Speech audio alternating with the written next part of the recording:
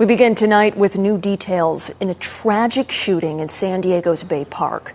Right now, a 21-year-old man is accused of killing his pregnant teen girlfriend while the two were visiting from Arizona.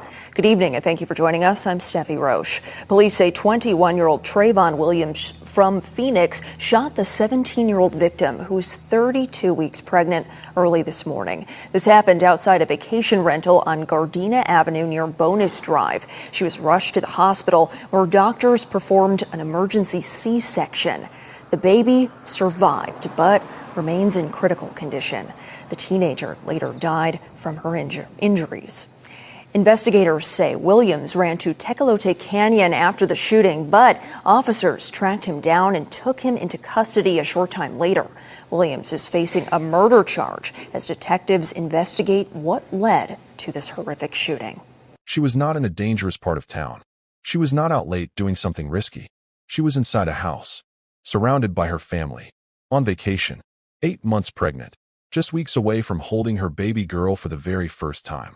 And then someone knocked on the door. He was standing outside holding flowers. She stepped out to take them. She never walked back inside. Her name was Jariah Edwards. She was 17 years old, and the man police say fired that shot was not some stranger off the street. It was her boyfriend, the same man who, according to the people who loved her most, had spent months quietly taking everything good out of her, piece by piece, until there was almost nothing left. This is her story, and if you stay with me to the end, I want you to understand why it matters far beyond San Diego. Hey, welcome back to Dark Evidence Lab. I am glad you are here. If you are new, this is the place where we slow down and go deep into the cases that deserve more than a 30-second news clip. Hit that subscribe button and tap the bell right now so you never miss a case. And if you have been here with me, thank you. You already know what we do here. Let us get into it. Jariah Edwards grew up in Phoenix, Arizona, 17 years old. And the people who knew her, the ones who grew up with her, who sat next to her, who called her when something went wrong, they all reach for the same words. Warm, kind, soft-hearted. Friends say she had this natural way of making the people around her feel settled just by being in the room with her. Like things were going to be okay. She was 17, but she carried herself with a kind of gentleness that a lot of grown adults never find. And somewhere in the middle of all of it, the everyday noise of being a teenager, the figuring things out, the trying to find your footing, she found out she was going to be a mother, a baby girl. And from that moment, by every single account from every single person who was close to her, that little girl became the whole center of Jariah's world. Friends talked about the way her face changed when she talked about the baby, the nursery she had planned out in her head, the tiny first outfit she had already picked, the moment she kept coming back to in her mind, that first time she would get to hold her daughter. The pregnancy gave Jariah something real to move toward. After a hard year, and her friends make clear it was genuinely hard, more weight than any 17-year-old should ever have to carry, the thought of meeting her daughter was the one thing keeping the light on inside her. She was about 32 weeks along when she started packing for California. 8 months. The baby was nearly here. Now, here is where the story shifts. Because the people who love Jariah also describe, with a kind of quiet sadness that you can feel in their words, who a lot of that weight was coming from. His name was Trayvon Williams, 21 years old, also from Phoenix, her boyfriend. And the picture her friends paint of that relationship has nothing warm in it. They say he was controlling. They say the relationship wore her down in a way that was hard to watch.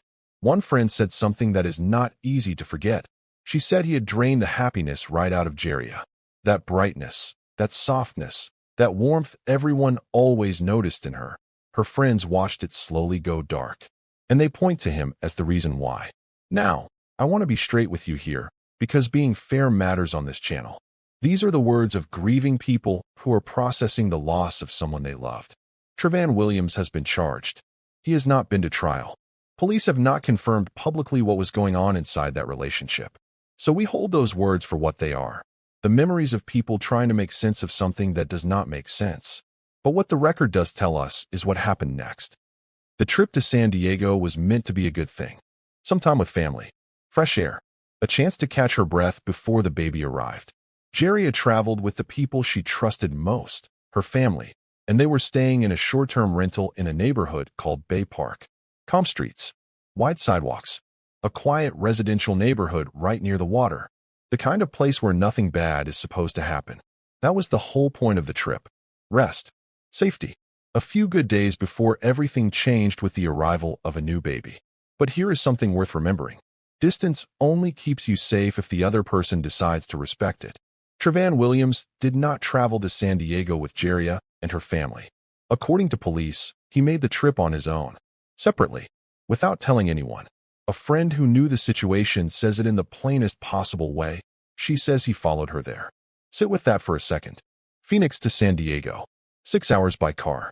He drove that road alone, with a destination already in his mind, a plan that nobody in that rental house knew anything about. And by the time he arrived in Bay Park, he knew exactly where she was. He knew the neighborhood. He knew the street. He knew the house. And he waited for the middle of the night. It was just after 1 in the morning when Trevan Williams showed up outside the rental. No warning. No call ahead. The street was dark and still. Most of the city had been asleep for hours. The family inside had no idea anyone was coming. He was holding flowers. And according to the people who were there that night, that is exactly what he used to get her outside. A simple, harmless-looking reason to step through the front door, just for a second, into the night air. Away from the people inside who would never have let her face him alone. It worked. Jariah Edwards, 8 months pregnant, stepped outside to meet him. Police say that is where he shot her. In the head, her daughter still inside her. The stillness of Bay Park did not last. Within moments, the 911 calls started flooding in. Neighbors jolted out of sleep. Frightened voices on the line describing things no one on a quiet street at 1 in the morning expects to be describing. When officers arrived, they found Jariah on the ground, unresponsive, a gunshot wound to the head. And then came the detail that takes an already devastating scene and makes it something else entirely. She was still pregnant, which meant there were 2 lives in danger at the exact same moment. Officers did not stand and wait for paramedics. They began life-saving measures right there on the ground, for Jariah and for the baby girl she was carrying. Both were rushed to a nearby hospital.